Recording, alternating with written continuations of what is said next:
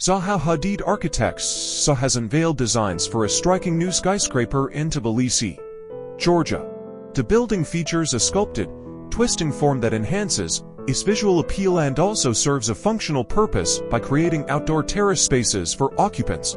The Citizen Tower is set to be constructed on the site of a former Soviet military headquarters and will be a key component of a larger neighborhood development project. While its exact height hasn't been disclosed, the tower will feature 42 floors, categorizing it as a mid-sized structure rather than a towering superdome. Designer Zaha Hadid Architects.